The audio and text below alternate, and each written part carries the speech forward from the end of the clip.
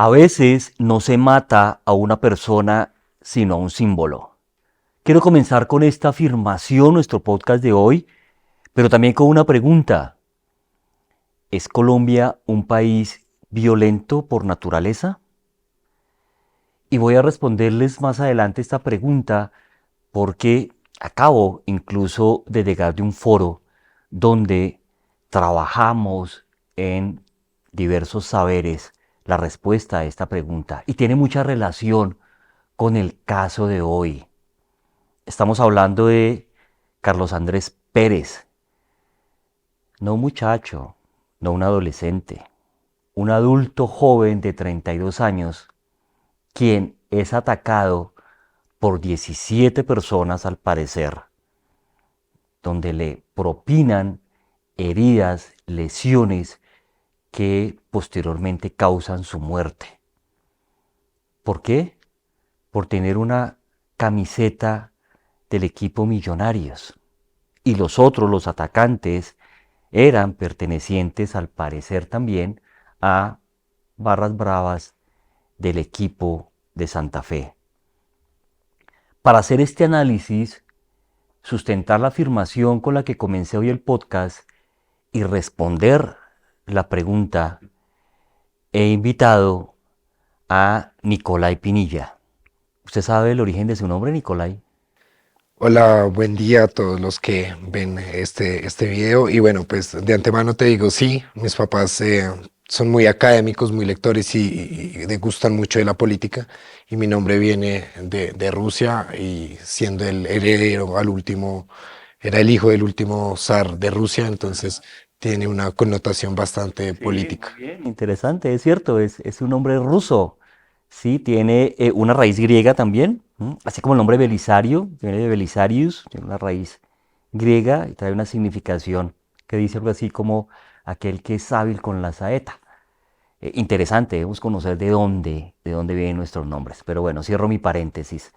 Eh, Nicolai es comunicador social, periodista, hablaba tras bambalinas antes del podcast, me contaba básicamente que su carrera y su interés por el fútbol comenzó a los 8 años, o sea, lleva veintitantos años básicamente interesado por este tema, pero lo más interesante es pues, que ha tenido la oportunidad de estar en territorio, ¿sí? En trabajo con las bien llamadas o mal llamadas barras bravas, con algunos jóvenes y adultos en situaciones de riesgo y ha tenido que hacer pues un trabajo muy interesante sobre eso.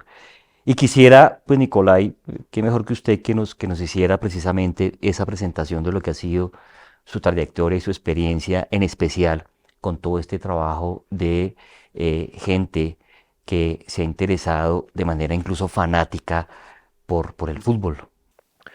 Bueno, mira, Belisario, yo te cuento, yo soy egresado de la Universidad Central hace más o menos 8 años. Y durante pues ese proceso de formación académica nunca dejé de lado mi parte, digamos, pasional con el tema del fútbol. Siempre igual estuve marcado, digamos, mi personalidad, mi crecimiento como ser humano estuvo marcado por el acompañamiento de grupos de hinchas que asisten al estadio. Asimismo, durante mi juventud y adolescencia pertenecí de lleno, digamos, a las barras de Millonarios. También pues viajé con el equipo, viví esa pasión como un hincha más, pero nunca dejé de lado pues el tema de mi estudio, digamos lo que compete a mi profesión, y en ese sentido combiné ambas formas, digamos, ambos estilos de vida, el tema de la prensa, del periodismo, de los hinchas de la barra. Y pues hoy en día hay una mezcla un poco de un periodista muy apasionado por el fútbol, pero también muy involucrado en lo social.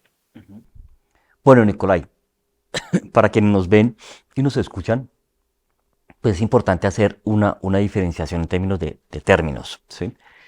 ¿Qué diferencia hay entre el hincha y la barra brava? Bueno, mira, te cuento, Belisario, en el estadio el estadio es un estadio, perdón, es un espacio que reúne a todas las clases sociales de antemano. En occidental, y dependiendo del valor de la tribuna, hacia occidental entra, digamos, la clase más alta, un poco hablando, digamos, de la estratificación, aquel estrato 5, 6, estrato 4. En oriental es la clase media, digamos. y las populares lateral norte y lateral sur, entre comillas podría decirse que entra esa clase popular, esa Ujú. clase obrera, esa clase de barrio. Sin embargo, obviamente es muy variable porque no todos los que entran a Occidental pues tienen dinero, no todos los que entran a una barra popular pues tienen bajos recursos. Sin Ujú. embargo, sí la diferencia está en que, por ejemplo, las barras tradicionales se mueven más como hacia pertenecientes ya un poco mayores, el abuelo, la tía, van un grupo de 30 personas que son miembros de un parche, como se les llama, pero se les denomina, pero pues sus dinámicas son un poco más familiares. Lo que se le conoce como barra popular, barra brava, lo que es mal llamado barra brava, es pues toda esta dinámica que viene del hooliganismo, que a través del mundo pues se ha tocado en todos los países y que se llama de diferentes formas, los tifosi, los hooligans, los ultra, la torcida en países de habla portuguesa. Entonces es esa dinámica un poco alocada y un poco extrema de vivir la pasión del fútbol. Y también está, te hago la mención y la diferencia, el tema del hincha o el seguidor del fútbol, que es aquel tipo que se ve un partido en una televisión, que disfruta del fútbol, que Sí. canta un gol, pero pues que no va todo el tiempo a un estadio, que tampoco anda todo el tiempo con su camiseta. Es un tipo que le gusta el deporte, pero no está tan involucrado. Entonces sí es importante como partir de que la mayor diferencia la hace las prácticas que tiene cada persona conforme a cómo va a un estadio, cómo ve el fútbol. Uno, desde lo que usted nos explica, Nicolai, se preguntaría, eh, ¿cómo se llega a pertenecer a una barra brava? Es decir, como qué condiciones previas hay que tener para que usted verdaderamente sea barrista. Pues yo creería lo más importante, casi es como el decálogo, la Biblia de cualquier hincha, de cualquier barra, es la asistencia al estadio. O sea, creo que incluso para el hincha de Millonarios, que es el equipo también que cubro de manera profesional y también del cual soy hincha, entonces le meto un componente pasional al tema, pero creo que el tema de la asistencia al estadio es casi que sagrado para el hincha de Millonarios, la asistencia al estadio. Lo vemos este semestre, no importa el resultado, no importa cómo vaya el equipo, el contexto, digamos, deportivo, sino que para el hincha se vuelve una tradición, un ritual, casi una parte importante de su vida social asistir al estadio. Entonces, ¿cómo se entra a una barra? Lo principal es yendo al estadio todos los domingos y a veces uno no se da cuenta que domingo tras domingo uno empieza a desarrollar lazos de hermandad y camaradería y lazos sociales muy grandes con estas personas que también durante toda la semana viven como uno, viven pensando en fútbol, viven mirando resultados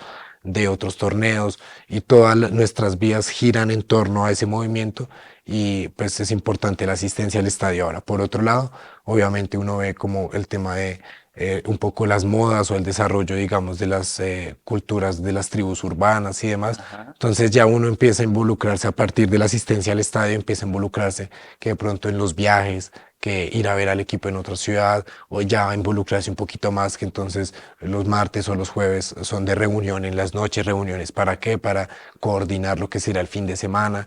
Entonces, poco a poco uno se empieza a dar cuenta que uno le dedica 24 horas, 7 días, todos los días involucrado en esto y pues al final cuando uno mira hacia atrás uno dice, me volví bar, pero no hay como una especie de ritual de iniciación o algo así, no, no, como tal, no. Bueno, Nicolai, imagino también que como todo grupo social humano, pues debe tener una especie de estratificación, es decir, debe haber seguramente algunos líderes, algunas figuras visibles dentro de esa organización barrista. Sí, totalmente cierto. Y creo que hoy en día esa estructura se ve también porque la dinámica de la barra ha cambiado. Como decíamos ahora, o te decía ahora antes de toda la entrevista, un poco detrás de cámaras, que la barra se creció y la barra ya no somos los hinchas que pertenecemos a ese mundo, no somos tan jóvenes como antes y un Ajá. poco tan alocados como antes. Entonces sí, pues las dinámicas cambian y en ese sentido los roles también se modifican. La barra hoy en día se mueve y se democratiza, digamos, al interior como una fuerza política también. Entonces es importante entender que hay roles, hay jerarquías, hay liderazgos, cada uno cumple su función y aún así siguen pasando situaciones que se salen de las manos como de un orden, de un líder, de una dinámica, de una disciplina, pero pues sí se ve muy marcado el tema del trabajo social, el trabajo político, cómo se distribuyen, cómo se relacionan ante el resto de actores sociales, como alcaldías, entidades de gobierno, policía, otros clubes, el mismo club. Entonces sí, la forma en que se organiza la barra ha cambiado desde o sea, de lo que se era hace 25, 30 años que nace todo el movimiento de las barras en Colombia, ha cambiado y hoy en día siento que la dinámica va como hacia entender la barra y el fútbol como movimiento político. Nicolai me contaba también, tras bambalinas, em, prácticamente eso, que precisamente quienes están hoy de alguna manera liderando o teniendo influencia en las barras son personas de entre los 30 y 30 y tantos años. ¿A qué traigo esto? Precisamente a la victimología, a que Carlos Andrés Pérez era un hombre, un adulto joven de 32 años, y si partimos de la base de que presuntamente él también era barrista, pues debería tener precisamente por su edad y su trayectoria posiblemente en la organización cierto estatus. ¿M? Y que tal vez eso pudo provocar de alguna manera todo esto que ocurrió.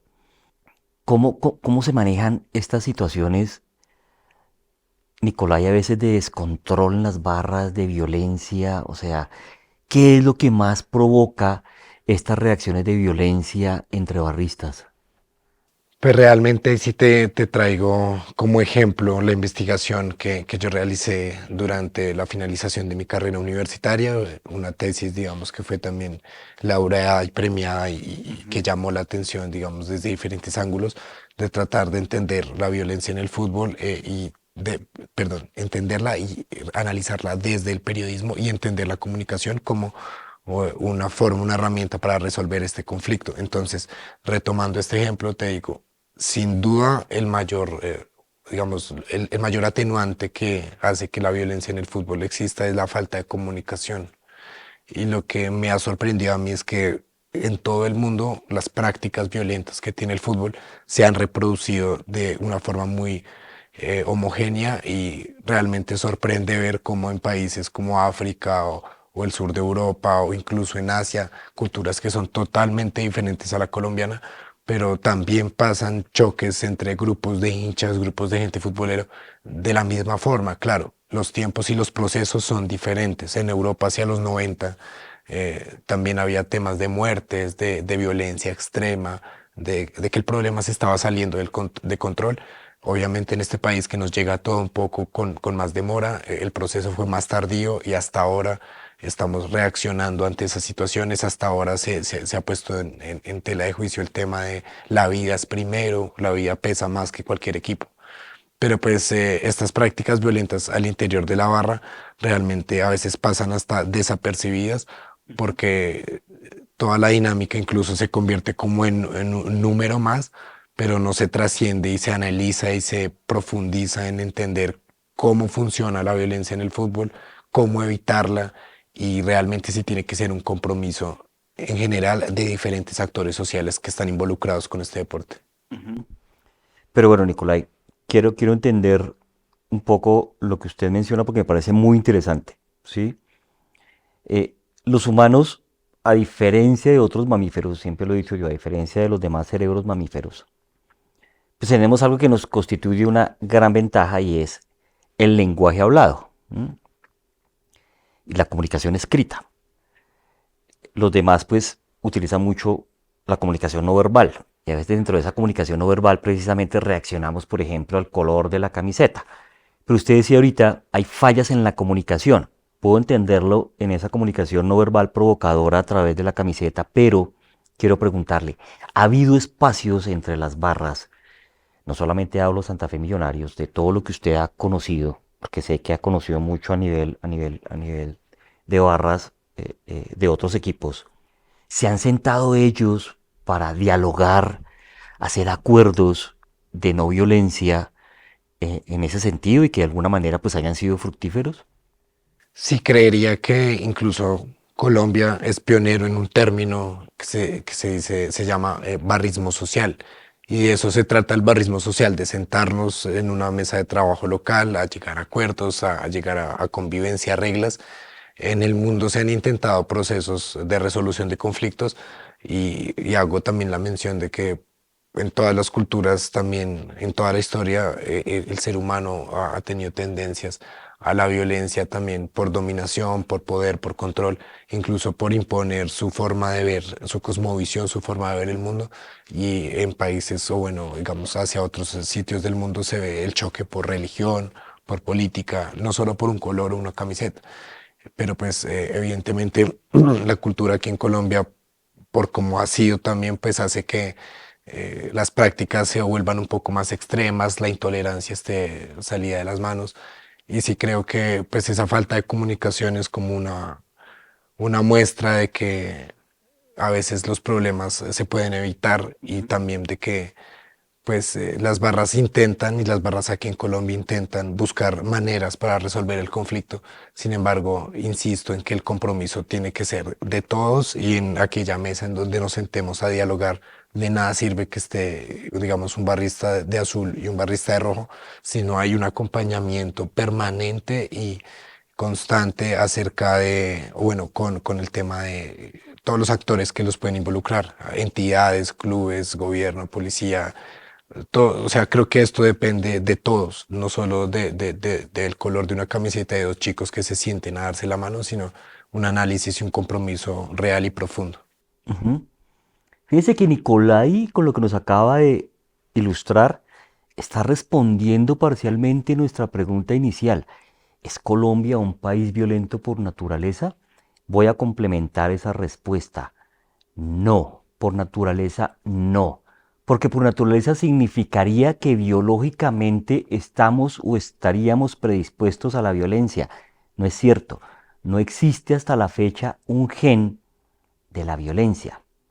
Existe la neurociencia, la neurogenética, ha encontrado algo, una enzima que altera un gen que ha llamado gen guerrero, que predispone a conductas agresivas, sí, pero si usted es creado en un ambiente empático, en un ambiente solidario, en un ambiente donde recibe afecto, colaboración de los demás, donde desarrolla neuronas espejo, pues no va a ser violento, no va a ser hiperagresivo tampoco. Es un tema cultural, tenemos una historia de violencia, tenemos contextos que facilitan precisamente que la violencia esté. Tenemos cerebros que no comprendemos cómo funciona el cerebro y por eso mismo no lo educamos. Insistía yo, precisamente en el último foro en el que tuve la oportunidad de participar, de lo importante que es la neuroeducación desde niños, desde adolescentes, desde jóvenes, antes incluso de que usted tenga pertenencia a estos grupos, en especial grupos de fanatismo, porque tienen una connotación fanática en el tema de las famosas barras bravas o de estas barras barriales. ¿Mm? Hay que educar, tenemos que saber manejar y controlar nuestros impulsos. Uno de ellos en especial, la ira, la intolerancia. Fíjense cómo recientemente estamos inundados de noticias por intolerancia en adultos, en jóvenes universitarios, cómo se repiten historias macabras los 31 de octubre, cómo en la vía pública dos hombres sacan armas de fuego, una de ellas incluso era traumática, y se causan la muerte. Absurdo, no nos estamos educando en inteligencia emocional, en respirar primero antes de reaccionar. Eso nos está haciendo mucho daño. La subcultura criminal también, porque si alguien se forma en subcultura criminal, pues va a tener una tendencia mucho mayor a perpetuar comportamientos violentos que quien no esté en esa subcultura. Entonces fíjense en todo lo que nos estamos metiendo y en lo que nos estamos analizando. Y uno de esos contextos, lamentablemente, de violencia, como muy bien lo acaba de explicar Nicolai, pues es las barras bravas y el tema del fútbol. Es un tema de influencia de grupo, pero también de impulsividad, lo que facilitó que al parecer 17 personas, seguramente no todos ellos, ni adolescentes, ni tan jóvenes, participaran en un ataque brutal, masivo, tipo manada, que precisamente le costó la vida a Carlos Andrés Pérez y que nos permite hoy reflexionar un poco acerca de eso. Usted hablaba, Nicolai, hace un poco de los hooligans que, si mal no entiendo, tienen su origen en Inglaterra, ¿sí? Que precisamente han inspirado un poco todo este tema de, históricamente de la barra brava, y que ocurre exactamente lo mismo. Ellos también en algún momento se desatan y resulta habiendo víctimas mortales precisamente de esos ataques. ¿Qué nos quiere decir esto? Que no es solamente en Colombia, o sea, Colombia no es el país violento por naturaleza. También tenemos violencia en países que se dicen desarrollados, como por ejemplo el Reino Unido, como por ejemplo otros contextos europeos, como usted muy bien lo menciona, donde también hay un fuerte vínculo con el tema del fútbol y sus equipos y puede terminar en acciones de tipo violento. De lo que usted ha trabajado, Nicolai, ¿qué se ha hecho para educar y prevenir precisamente estas situaciones violentas en el fútbol? Bueno, a nivel histórico y tomando como ejemplos y casos del mundo, la polémica ley Taylor de Margaret Thatcher durante los 90. Y digo polémica porque de hecho muchas personas al interior de la hinchada, de las hinchadas, la critican y no están de acuerdo. Y evidentemente tiene un componente de represión bastante fuerte. Sin embargo, creo que así como muchos problemas sociales en la sociedad europea, finalizando el siglo e iniciando este siglo, se abordaron de una manera un poco más amplia, más abierta, con alternativas, y una de estas es, listo, desde la ley Taylor con Margaret Thatcher sí se impulsó la represión y, digamos, entre comillas, la mano dura, eh, cosa de subirles a las boletas, de restringir la entrada de los violentos a los estadios, incluso de la identificación de cada uno de estos personajes violentos y la judicialización de quienes estuvieran involucrados en situaciones de hechos violentos. Hoy en día en Europa, al que cojan en una pelea en un estadio se le va hondo en términos legales.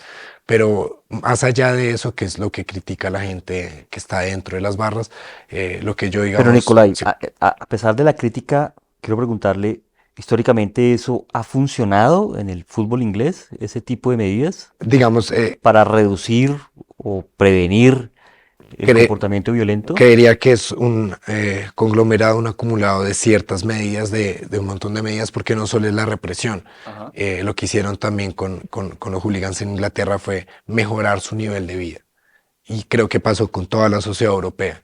Empezaron después de un auge, digamos, 80, 90, en donde Europa creció económicamente. Ajá. Todos los hinchas, incluso los obreros, la gente del pueblo, creció económicamente y eso hizo también de que de alguna manera los hinchas o quienes hicieran parte de los grupos de los hooligans se salieran un poco de dinámicas extremas, de radicalismos extremos.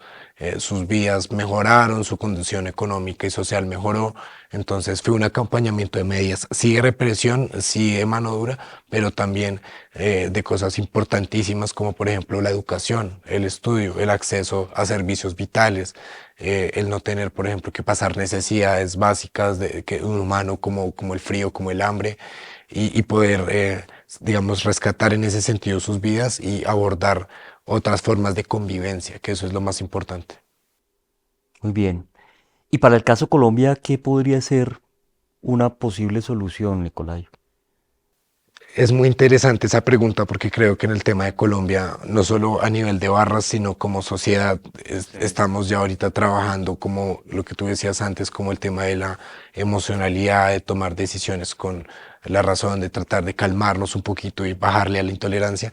Y lo hemos visto con el tema del proceso de paz. Hoy en día se habla de paz, paz. Y creo que lo importante es de toda esta cultura de transformación de pensamiento, de cero tolerancia, de todo este tema creo que depende también de una sensibilización y aquí en Colombia lo más importante, Sí. además de estas medidas que utilizaron en otros países, creería yo que es importante ese tema de la sensibilización, darnos cuenta incluso personas como yo que de pronto en el pasado vieron o fueron testigos de situaciones violentas, que ya hoy en día estamos cansados de la violencia, cansados de la intolerancia. Yo mismo me digo cuando voy manejando en las calles de esta ciudad que es tan caótica como trata de bajarle a la agresividad, trata de relajarte un poco, trata de no discutir con todo el mundo. Y esa sensibilidad, esa sensibilización es clave para que en el fútbol no pasen casos tan extremos como estos y que en serio pues podamos apostarle a una reducción de la violencia. Y lo más importante que en Colombia se está intentando hacer es como el respeto a la vida. En este país, a través de los años, la vida dejó de valer y hay que volver a rescatar, a recuperar ese tema del valor de la vida. La vida es lo más y tiene que ser lo más importante. Muy interesante lo que usted nos cuenta, Nicolai, y es seguir precisamente apelando a lo que somos. Somos humanos. El otro no es un objeto por tener una camiseta de color rojo, de color azul, de color verde. Es un humano y en ese sentido debemos precisamente activar, entender nuestras neuronas espejo, nuestra capacidad de ser compasivos para respetar al otro, para tolerar, para incluir. Sin lugar a dudas que desde ahí tiene que partir una solución. Nicolai, mil gracias por haber aceptado esta invitación. Sé que usted en un comienzo me dijo, yo he estado más allá del otro lado que de acá, pero le tocó hacer su premier acá y sé que lo ha hecho muy bien. Ustedes, si alguno de los que nos ve y nos escucha es barrista, es familiar de algún barrista, los leemos en los comentarios. Muy importante que nos hable también desde lo que ha sido su experiencia, desde lo que no quiere que ocurra en el fútbol, porque sin lugar a dudas es, yo creo que el deporte mundialmente más conocido y reconocido y debería ser motivo de júbilo y no de lamentaciones como la que nos trae el caso de Carlos Andrés Pérez, en especial para sus dolientes, su familia. Mil gracias. Gracias, Belisario, también a ti y a todos los que nos ven. Muy chévere y muy interesante que podamos hablar más seguido de estos temas, tratar de entenderlo. Desde los medios muchas veces se reproducen estas imágenes violentas y se critica todo lo que acontece, lo negativo, pero también hay cosas positivas. Sería muy chévere que también los medios le apostaran a mostrar esas cosas positivas, tratar de entender cómo pasa la violencia y creo que aquí es muy clave el tema de utilizar pues la comunicación y utilizar también lo que implica todo el periodismo para atrevernos a proponer soluciones e involucrarnos en realidades sociales para servir de intermediarios y en serio reducir, digamos, lo negativo, potenciar lo positivo y tratar de reducir lo negativo, que al final pues vivimos en sociedades imperfectas, pero nunca es malo soñar con utopías. Mi nombre es Nicolai Pinilla, yo soy comunicador social y periodista.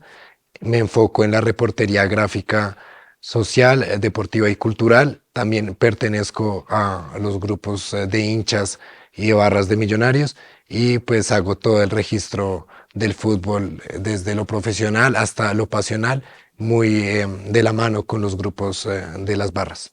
Yo soy Belisario Balbuena. Para conocer y disfrutar de todo nuestro contenido, síganos en nuestras plataformas digitales. Esto es Operación Crimen.